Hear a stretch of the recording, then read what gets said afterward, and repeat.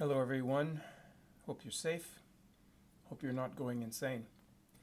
Well, let's look at another piece that we could maybe describe as music of consolation. The Aria of Johann Sebastian Bach from the D major orchestral suite in a piano arrangement. Now, there are many piano arrangements of this piece, and you might find different ones that appeal to you more or less. I've chosen Bach-Siloti's just because it's a place to start discussion. It's not necessarily the best or the worst. It's just a place to have a conversation. And the challenge of taking this music from the orchestra to the piano is simply that the orchestra has this great thing called legato and sustain, and the piano does not. And so here we are, having to transfer all this stuff to the piano and use things that the piano can do. So the first thing and the most obvious thing about the Siloti arrangement is that the bass is in octaves, and you can see this pedaling. It's on the one hand, while it says non-legato, on the other hand it's indicated as pedaled together, and you can argue a long time about what this actually means. That one point I would make is that if the pedal is down, it doesn't matter whether you hang on to notes at all, because the dampers are off the string. And I've explained in other videos why the idea that if you hang on to a key, even if the pedal is down, it makes no difference whatsoever. You're deceiving yourself if you think it does. It's like shooting an arrow and then giving it directions. With your hand after it's left the bow. It doesn't do anything. Now, you could argue that maybe Siloti has in mind something where you maybe pedal each octave.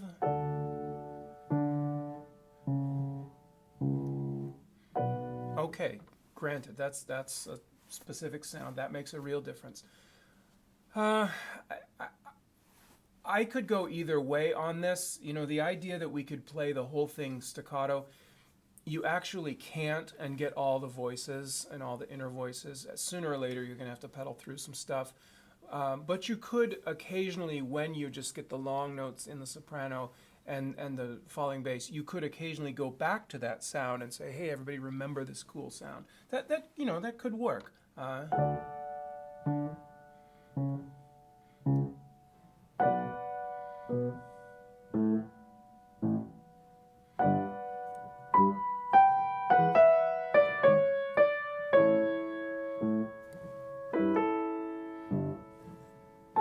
Now here we have to get in and hold the pedal. So I don't know if that will be effective all the way through. I chose to play it legato in a more romantic way, but I would never insist that that was the only way to do it. I chose to do something like this.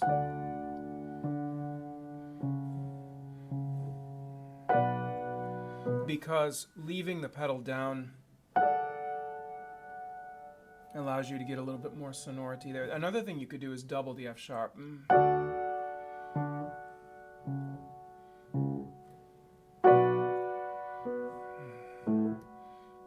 then maybe here, if you really wanted to show the dissonance at that moment. It's possible.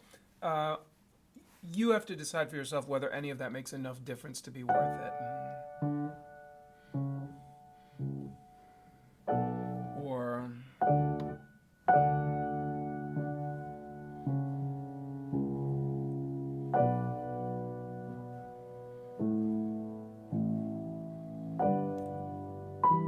So I went with something like that, as you will notice later. Okay, so of course we have the voice to the top. In the original, the F sharp is held all the way through, all this. But of course in the first violins it sustains its tone, so I would restrike here, and I would probably even restrike here to make sure we heard that. This, by the way, is a descending thirds motion. Rats. Let's see. Yeah, I gotta get my annotations going. This is a descending thirds motion. There, there, there. Which is a Partimento motion.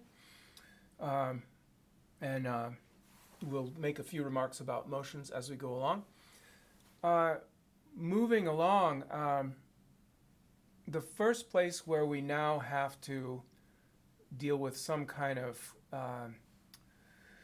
inner voice stuff is right here, where we have this. And what happens is we have this beautiful...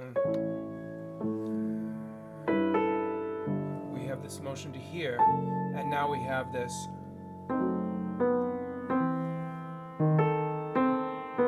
that little line, ya da da dee da da. So we have to bring that out a little bit. So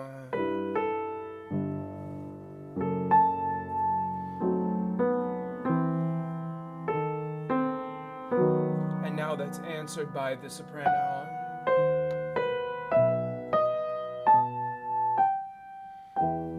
Okay, and notice the two-note phrases, da dum dee da da. That of course is strong weak. So there, and now we get another one.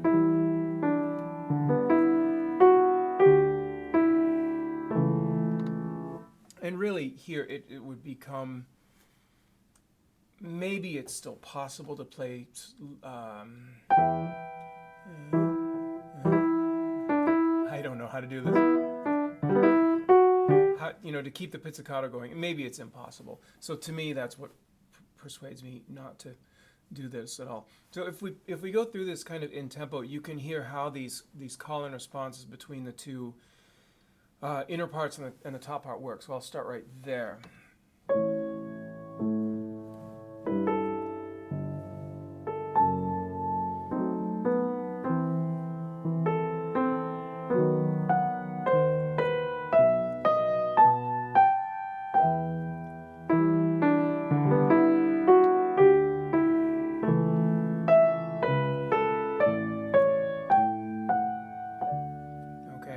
So they trade off a little bit. Now we're just back to the soprano. This is my favorite one here. What a great harmony. Absolutely beautiful.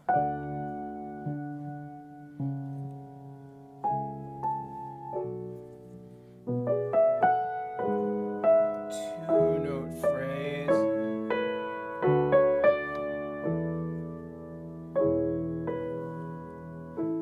Taking the repeat, you voice the top of these octaves, and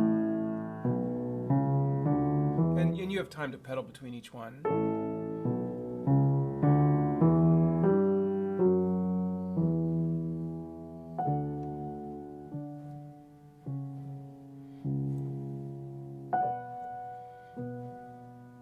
And very quietly here.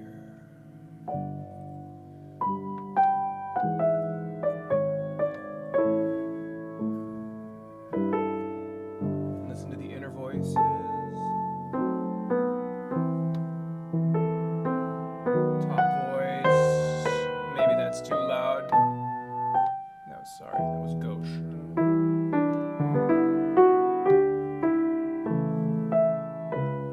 Two-note phrases. And very quietly let it hang in the air.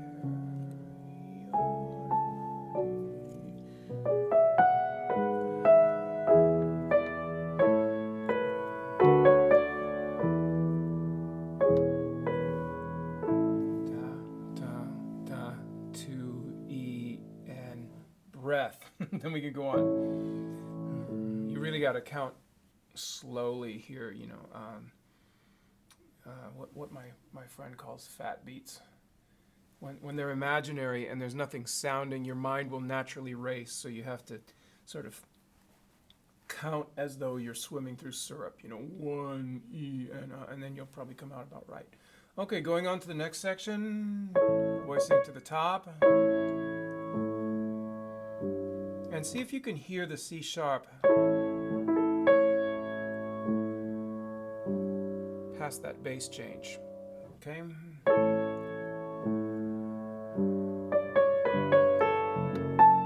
And now here we get a little conversation between inner voices. Ya, da, dee, da, da. And then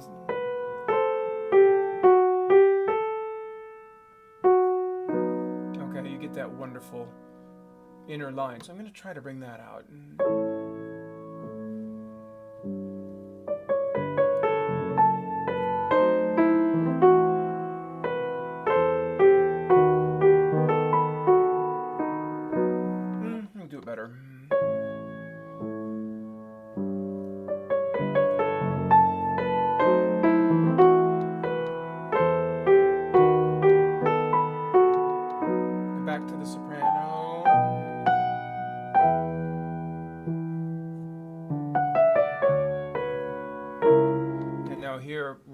really hinting at B minor for the first time. So I'm going to lean on that a little bit and let the A sharp soak into the listener to make the listener make sure the listener really feels that scale mutation. And again, now we have some real action going on, both the soprano and the inner voice, and you might have to decide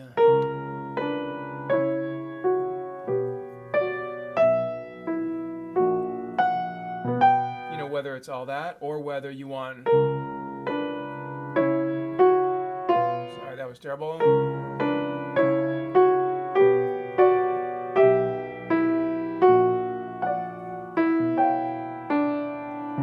any of that inner stuff. I'm not sure what I did here.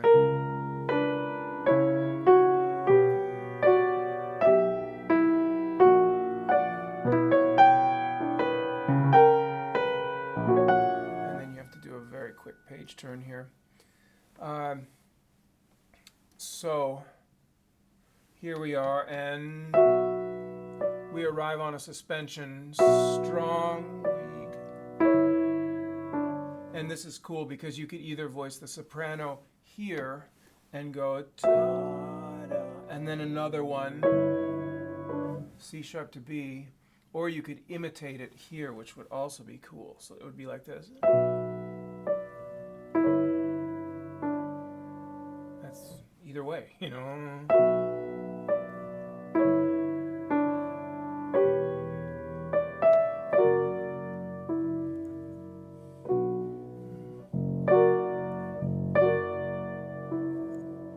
Try to hear that D.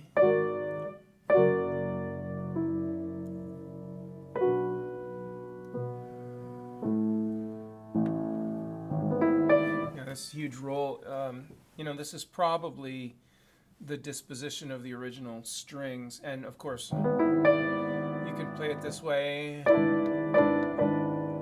I think I might move them to this octave, just to fill it in a little bit more, get a little more resonance, because we've kind of hit bottom,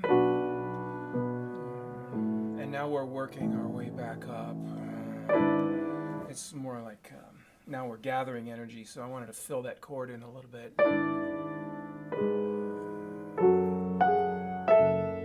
And likewise, instead of just those two notes, I might fill that in. I don't know, it's possible. And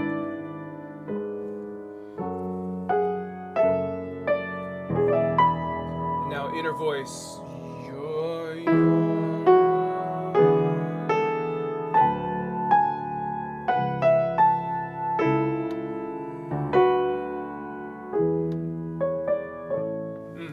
That's a great phrase. Let's do that whole thing from B minor.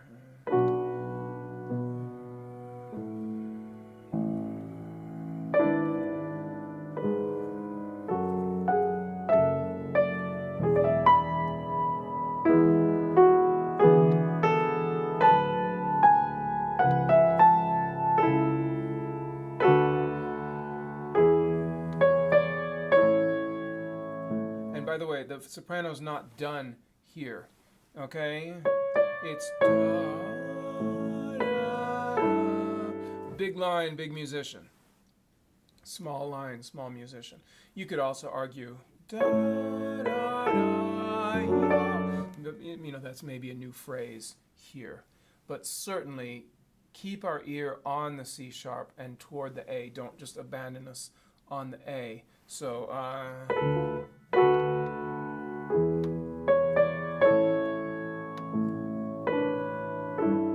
and maybe what happens here is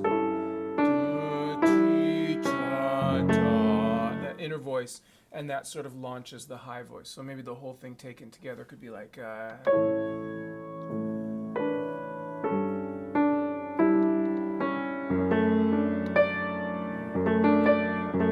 have to figure out how you want to roll that, and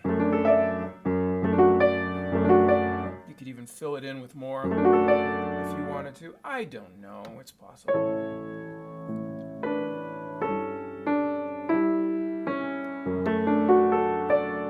I kind of like that. I dig it. Okay, so now what's cool after that is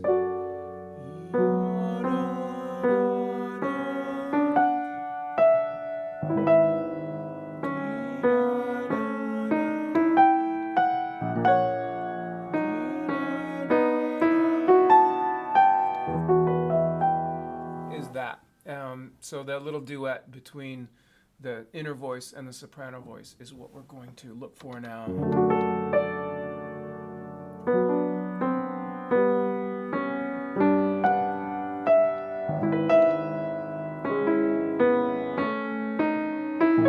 That's a natural. Sorry.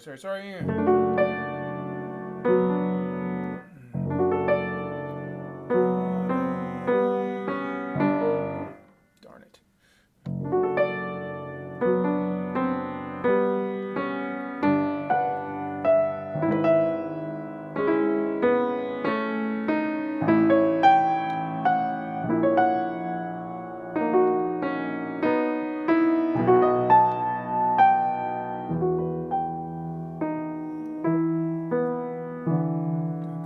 And isn't that little minor ninth? If you can't get that and hold on to the F sharp, you should restrike the F sharp, because this is a great little sound. And if you can't reach that, well, you could do this.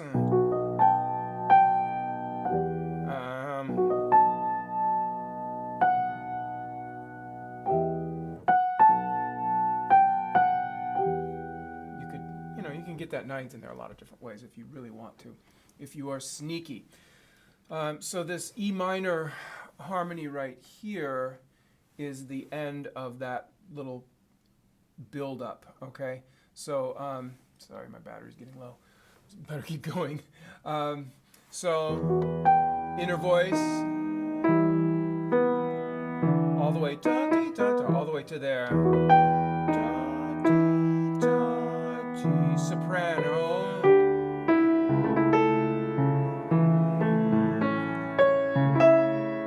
Suspension, and then let it go.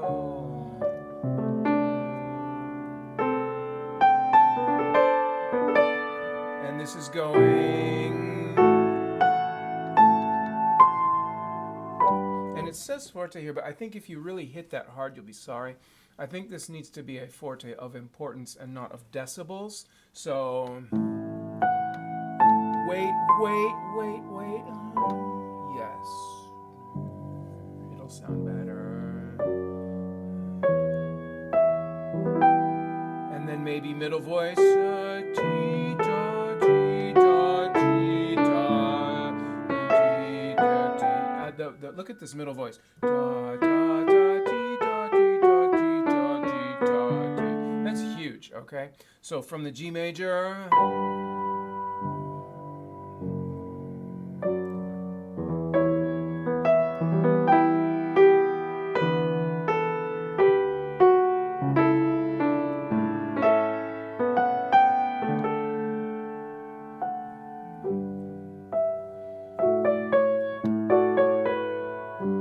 This is tricky because when you get to the G, you want to be able to hear all of this. So you want to get that third enough sound, but not to overwhelm the soprano.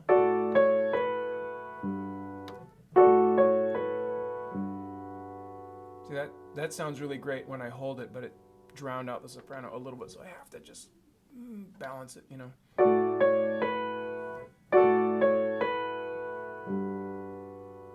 And if I really want my listeners to hear that, I'm going to have to wait a second because they won't pick it up right away. It takes a moment for it to register.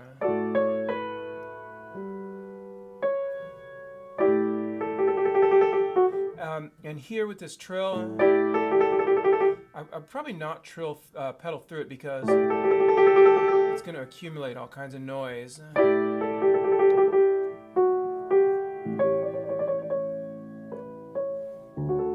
Probably play that maybe with a little bit less. So all the way back from maybe, let's try it from here.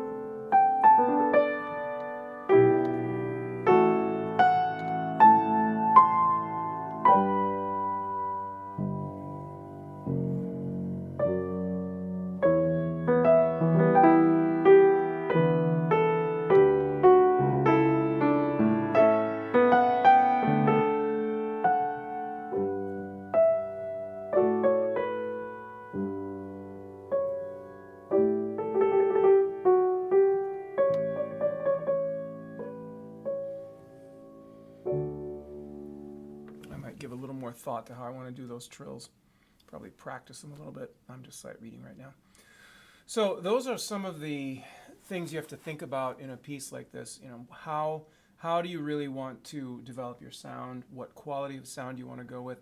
If we were interested in that pizzicato sound, we thought we could pull it off on the piano, I would go through the very, very different set of priorities, but I decided on one type of sound and went with that, and then prioritized this conversation, you know, these incredible inner voices and then the upper voices, and, you know, this conversation that's going on. Over here, da da da dee da da da da da dee da da da da da dee da da da da da da da, you know, that sort of calling out to each other that is really quite wonderful. All right, now I'll just read all the way through for you, and hope everyone stays well, find something to do in your time alone, and that you take comfort from music. Until next time, ciao.